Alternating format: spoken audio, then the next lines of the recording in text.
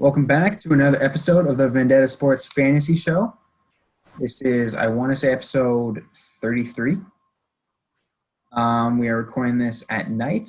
There's another two-man crew, me and Anthony. Anthony, how you doing? Doing good, Scott. Doing good. My ACL is intact. Can't say the same for the rest of the NFL, but I'm good. Yeah. This week was absolutely brutal for everyone involved. There have been a plethora of just ACL tears. So many ACL tears, so many ankles, so many hamstrings, and I'm not going to say it's like we should have known this was happening, but it makes sense that it's this year of all years because there was such a short training camp, no preseason, nothing to get prepared for the season. Like, we are in the middle of, like, going into the third week of preseason in terms of, like, how the NFL, how their bodies are feeling, how they're getting back into the sport. And I feel that that has definitely contributed to the plethora of injuries that we've been seeing. I think it definitely contributes. I haven't seen anything like this in recent memory. This is probably the most ACL ankle injuries I've seen in one weekend in a very long time. It's just absolutely insane.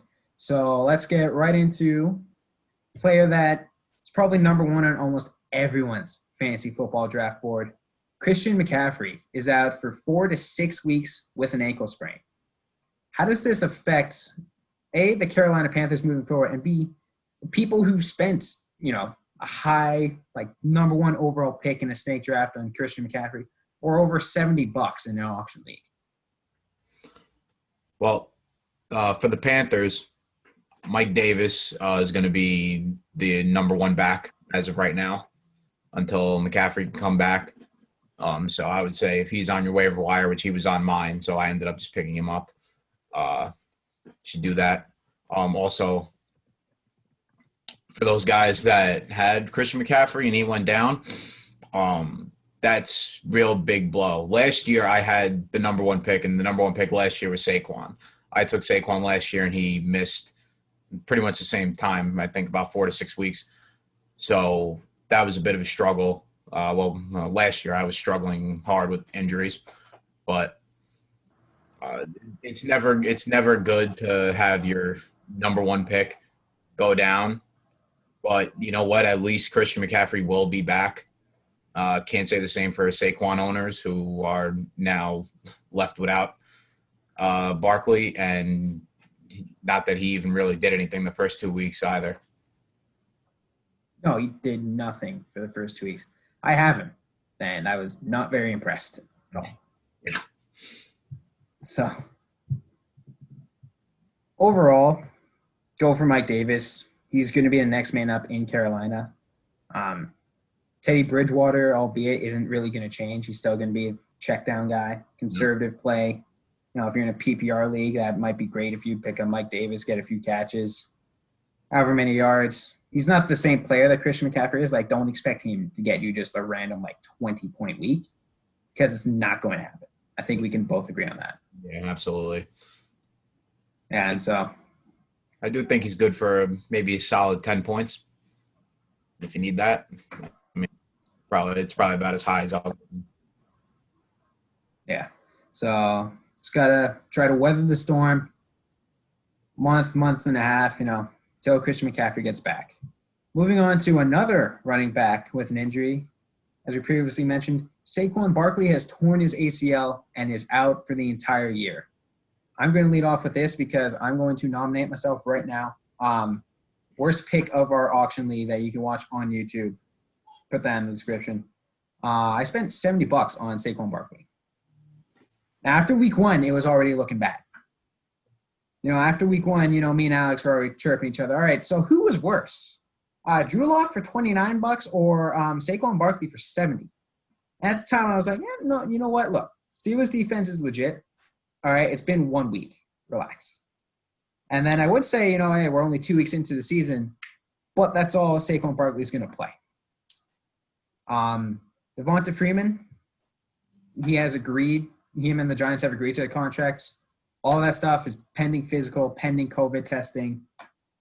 Whenever that goes through, I wouldn't even pick up Devonta Freeman. Like, he's not good.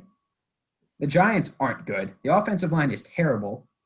He's not going to get you anything that someone on your roster isn't going to get you.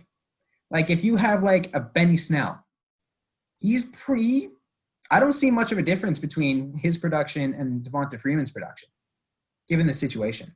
How about you, Anthony?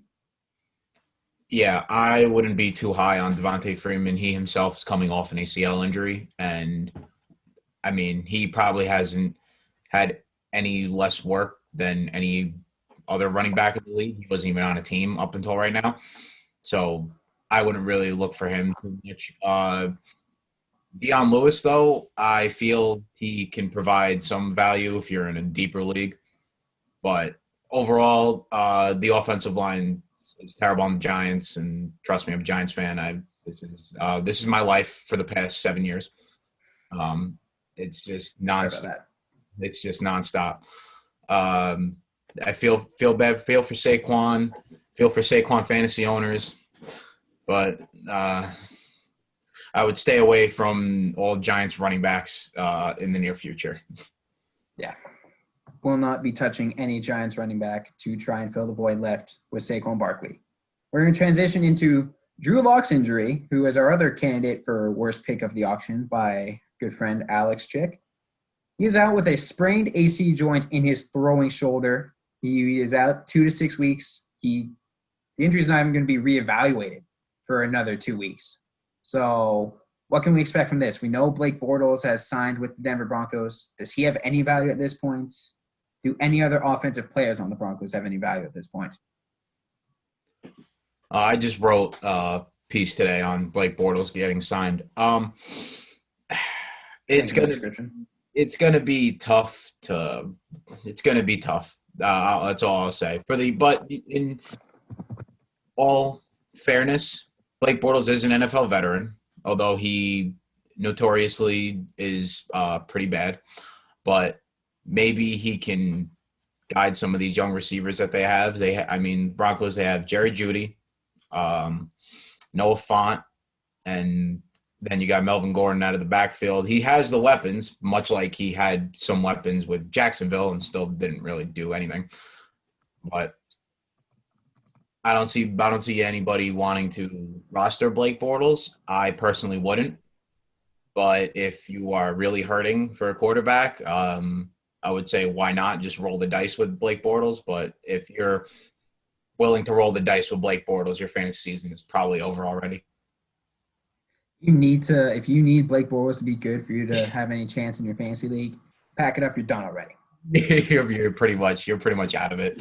Like, if you're in a league that runs 2 quarterbacks and you're in a big league and, you need a guy for depth, Blake Bortles is a starting quarterback. Like, gets to a point where he's a starting quarterback that's going to get him on a fantasy roster at some point, but you don't want to have to start him. You don't want to have to be in a position where like, oh, shit. Well, it's time to start Blake Bortles. Need a game out of Blake Bortles because that's just not going to happen. And also, is it just me or does it feel like this Drew Lock hype was somewhat facilitated because John Elway needs him to succeed? Because if Drew Lock doesn't succeed, John Elway's fired. John Elway has missed way too much on quarterbacks the past couple of years. And I don't even know if Drew Lock's really that good or even has that much potential. It's kind of just Elway is really putting all his chips in on Drew Lock here. But hey, the Denver Broncos. That's what happens when you basically get rid of everybody for an all-star team and then they all leave. Denver Broncos offense, I don't see them having much fantasy value at all. Blake Bortles isn't going to be good. As a result of that, the receivers aren't going to be good. The running game's not going to be able to open up well. And their offensive line isn't good at all. They've been having tackle issues. And when you can't protect your quarterback, it's hard to set up the run and it's hard to get a good offense flowing. And I just don't see anyone being worth a pickup. Like, sure, you can have them for a bench, but if you're relying on them to get you good points in the starting position, you're kind of screwed. Yeah. So moving on, still in the Broncos, Courtland Sutton has torn his ACL. This is going to be a common theme of today's show.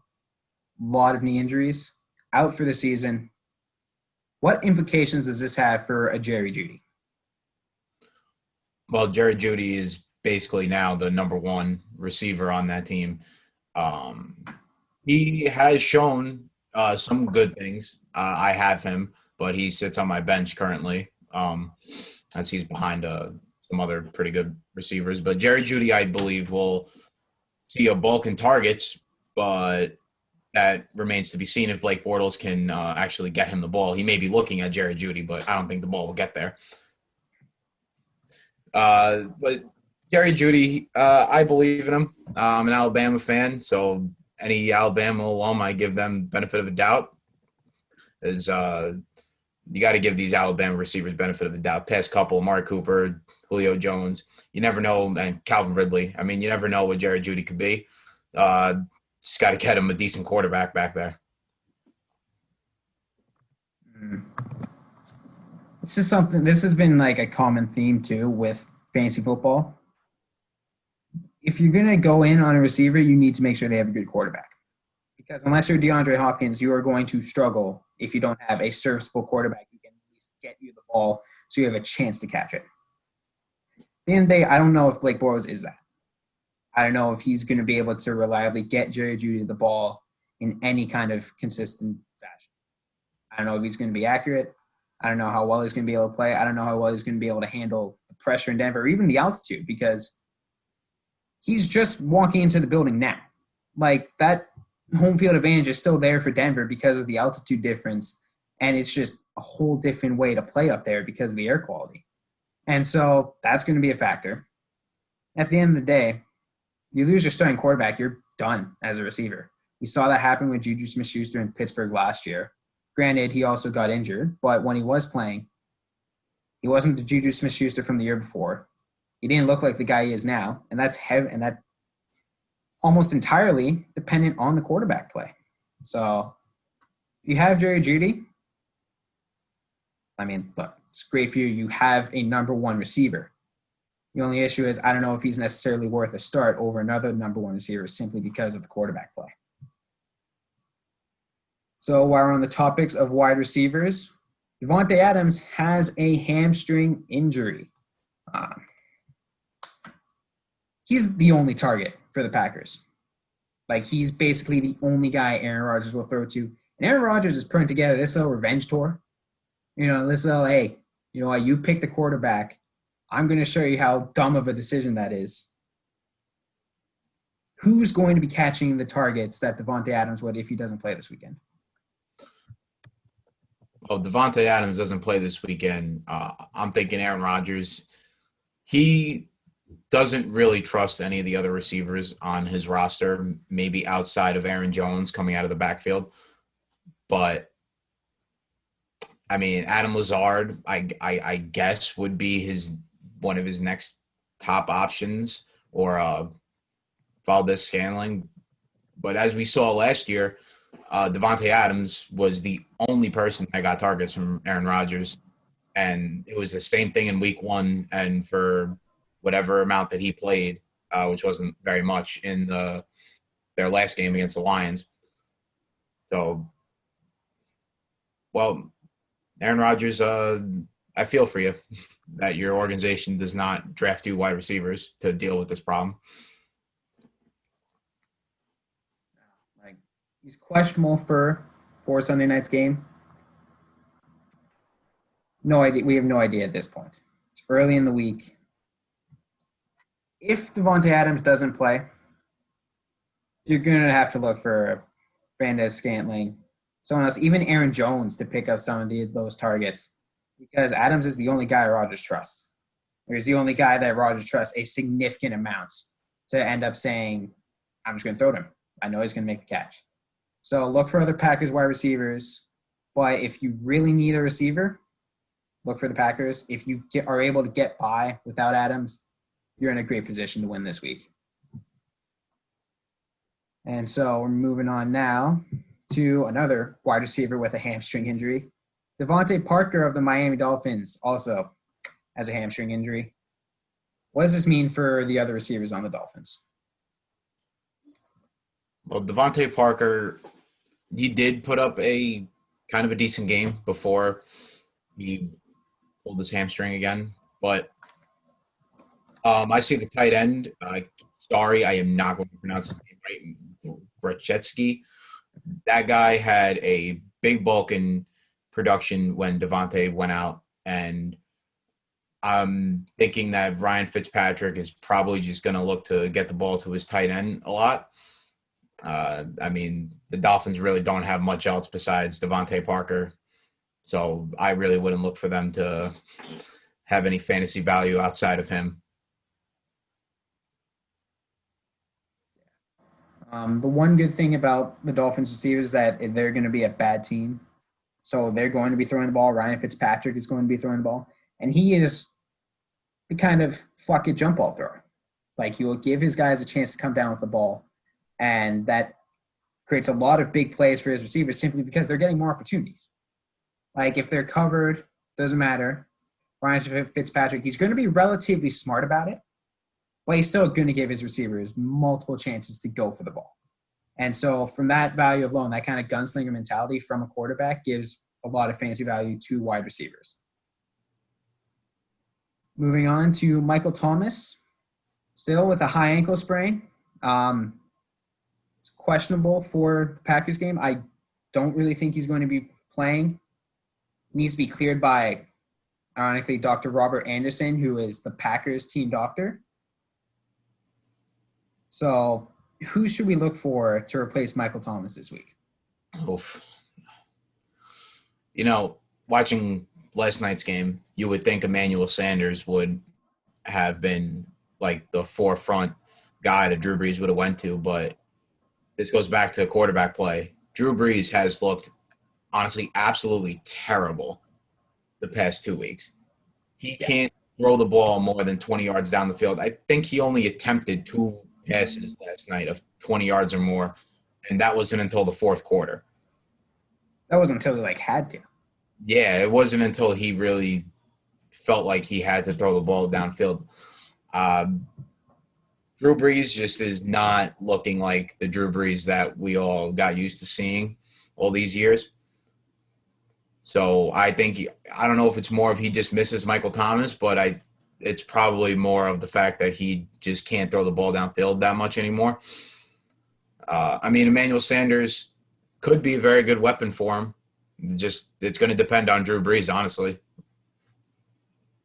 Yeah. This is why Michael Thomas was so good for Drew Brees, because Brees isn't able to throw the deep ball anymore.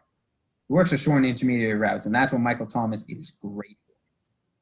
So I don't know if any other receiver on the New Orleans Saints can really help fill the void left by Michael Thomas, because I don't know if Drew Brees can get it done anymore.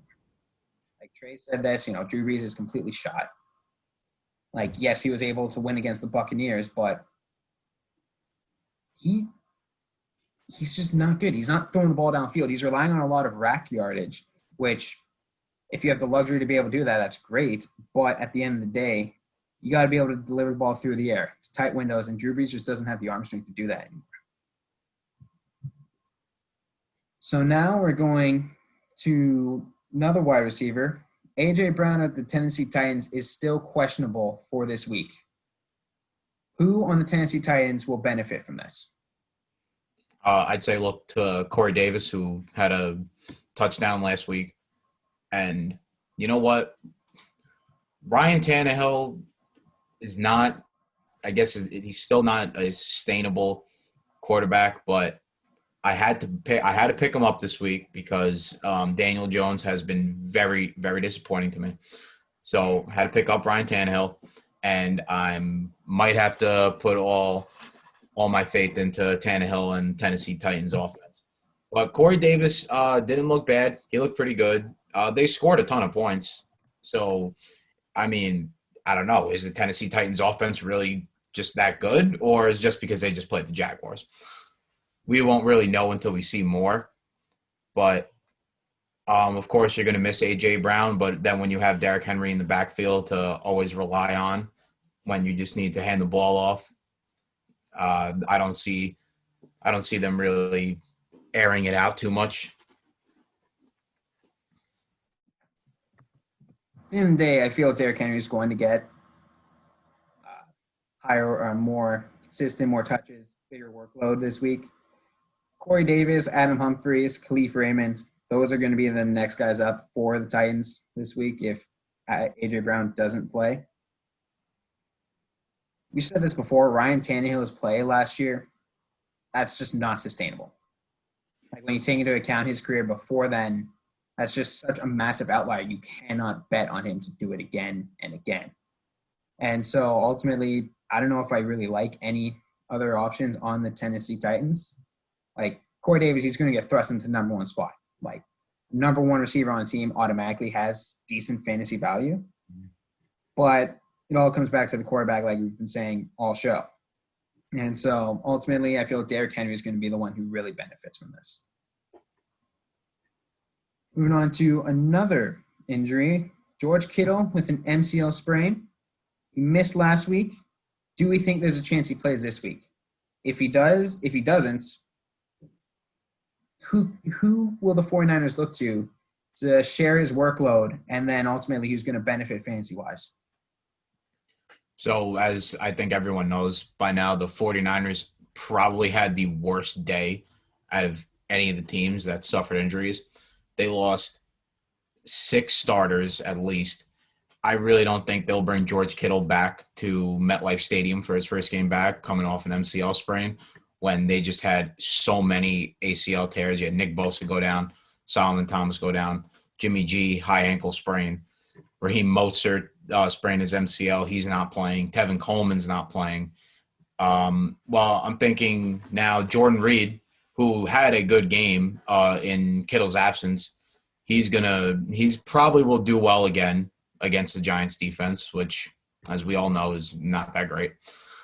So I'm looking at Jordan Reed, Jared McKinnon, and if Jimmy G does play, which I am hearing that he can play through this high ankle sprain, it does bode the question of how well he can play, because Big Ben and I believe Peyton Manning at one point in their career did play through high ankle sprains. They didn't play that well. So we're going to have to see what happens. Yeah. Also, Adam Schefter tweeted this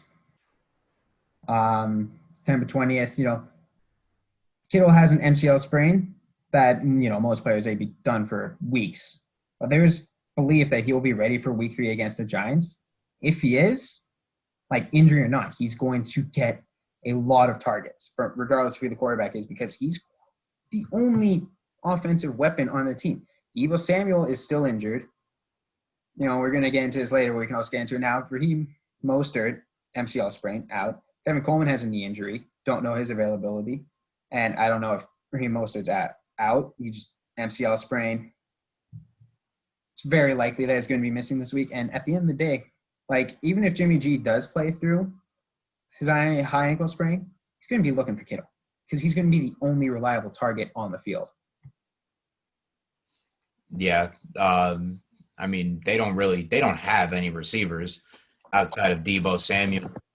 The rookie Brandon Ayuk, but what can you really expect from the young rookie when you're going to have better options on your team at the tight end position? Even if Kittle does play at 75%, that I think Jimmy better than every other receiver on the 49ers. Exactly. Kittle at 50% is probably better than any receiver they have. Yeah. Kittle's the only reliable guy. He's the only consistent guy. He's the only guy who's been there before, done it. He played through, I believe, broken bones in his ankle last year. No, well, he's just if it's up, he's just a football player. Yeah. If it's up to him, he's going to be playing this week. So we talked about Jimmy G's high ankle sprain. I think Kittle, regardless if Jimmy G plays or not, if it's Garoppolo or Nick Mullins, George Kittle is going to be getting the fair share of the targets. He's going to be getting the vast majority of the targets, actually. And I can see Kittle overall having a huge day. Man, we also briefly touched upon this. Raheem Mostert, MCL sprain. Tevin Coleman has a knee injury. Which running back is Kyle Shanahan going to make a start this weekend?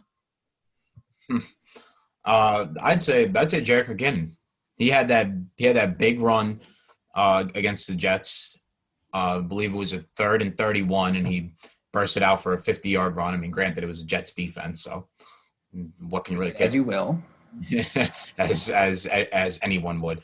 But I'd say Jerick McKinnon probably be the star this weekend. Kyle Shanahan was not pleased at all with the field conditions in MetLife, and I don't know if this is going to play into his head or the players' heads, but he may not want to risk having if Mostert does play. I don't think he'll want to risk having Mostert out there for most of the carries playing on the field again. Because if the same problems persist, there could be a potential for him to really hurt his knee, and they could lose him for a significant amount of time. So I think Jerick McKinnon's going to get the bell here. I'm gonna use this moment right now to just plug, one of my who the fuck is that guy picks, and me and Alex shared the same pick. Jeff Wilson Jr. Before season started, 4th running back, on the San Francisco 49ers. But we've said this before, Kyle Shanahan can take literally anyone and turn them into a star running back. Like, if Jeff Wilson gets go-ahead start, he's going to have a monster week because Mostert and Coleman both doubtful. There's a chance, but it's not looking good. And so Jeff Wilson, if he becomes the starter, he's going to have a good day by virtue of Kyle Shanahan makes every running back good. So moving on to last bit of injury news with 2 running backs. Malcolm Brown had surgery to repair a broken pinky. He is questionable for the Rams game this week. And Cam Akers has separated rib cartilage, and he is also questionable. Who on the Los Angeles Rams is going to see a benefit from this fantasy-wise? I'd say they'll probably end up throwing the ball more. I don't even who is their 3rd running back now? They got Darrell Henderson Jr. and Xavier Jones. Not the best options. I'd say they're probably going to air the ball out a little more this week. I'd say look for Robert Woods, Cooper Kupp. I mean, when you have Robert Woods and Cooper Kupp, are you really going to sit there and try to run the ball down a team's throat with your 3rd and 4th string running back? Well, they're playing against the Bills defense, and the Bills have a good defense. Great defense. And great defense. Buffalo Bills have really been constructing a good roster over the past couple of seasons. I agree with you how, they're going to look to air it out more. They're going to look to utilize Cooper Kupp and Robert Woods, who both got well compensated, over the past couple of weeks. I don't know where the Rams are getting this cap space from, but they've compensated Cooper Kupp well. They compensated Robert Woods well. Gets to a point where, you got to prove that, hey, we were right to spend the money on this guy. So given a time with multiple questions at the running back position, wouldn't surprise me if Sean McVay said, you know what, screw it. We're just going to throw the ball. We got 2 receivers who are making big money. Let's let them win games for us. Let's let them make plays for us. Let's rely on them because we're paying them for something. Right. Do you agree? I totally agree. And I'd also say let's not forget about Tyler Higbee, who had a monster game on Sunday, single-handedly beat me in fantasy. Single-handedly. I know well about it. Someone just comes out of nowhere. It really is. It just happens all the time. And so one more thing I'm just going to add in here. Do you believe that when Tyrod Taylor returns from injury that he's going to become the starter again? Because it wasn't pretty what we saw in the first week of the season. Well, honestly, I think as soon as the Chargers went to Justin Herbert, I think they're just going to ride that train and really just let him develop. I mean, to me, it wouldn't really make much sense. I mean, you've already seen him play in game action. He did very well for his first game, and especially not even knowing he was going to be playing. It was right before pregame warm-up. Yeah, he said that he thought Coach Lynn was joking with him. It was 5 seconds for kickoff. He goes, "Hey, you're starting, right?" So I don't know. I don't really see Tyrod Taylor getting that job back, especially if Justin Herbert keeps proving that, he can put the Chargers in winnable situations. And if he can start winning some of these games, I think they're just going to go with Justin Herbert and really see what they got in the kid. Yeah. Because you spent, high pick on him. You need to find out what you have. And I feel this Tyrod Taylor injury gave them a chance to see, hey, what Justin Herbert would have. What does he have going up against the reigning Super Bowl champs? And he kept the Chargers in a position to win that game. Could you say a lot of that was the defense? Absolutely. Chargers have a phenomenal defense. But at the end of the day, a quarterback is needed. You need a well-rounded offense, you need a consistent offense to be able to keep a game close. And Justin Herbert had a pretty good day in terms of fantasy production. 311 passing yards, passing touchdown, interception, which first start, do what you will with it. And then on the rushing end, he had a rushing touchdown. And mobile quarterbacks, dual threat quarterbacks, those will win you fantasy championships. Josh Allen had a monster week, and it's because, guess what? He can throw the ball. He can run the ball. It's great. He's good at both. It'll get you production both ways, and that's what you need at quarterback to win a fantasy league. Of course. I mean, look at Lamar Jackson. Last year he was drafted – in my draft, I got Lamar Jackson in the 7th round.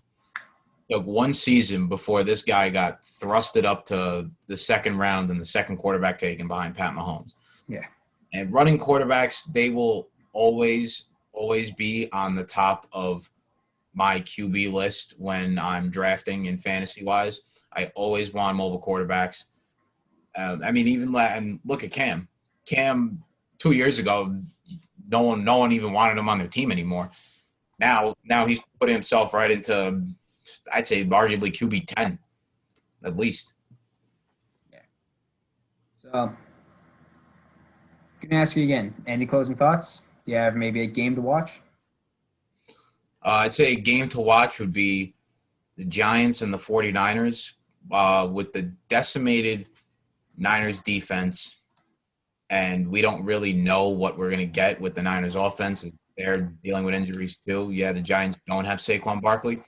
But it is good to look at. Evan Ingram was first in targets, receptions, and as soon as Saquon went out, Daniel Jones went right to Evan Ingram. So, listen, whether the Giants win or lose at this point, they probably lose the game. Though they always find a way to lose.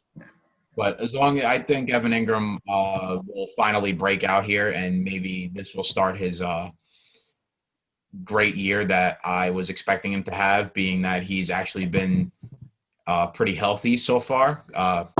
Knock on wood.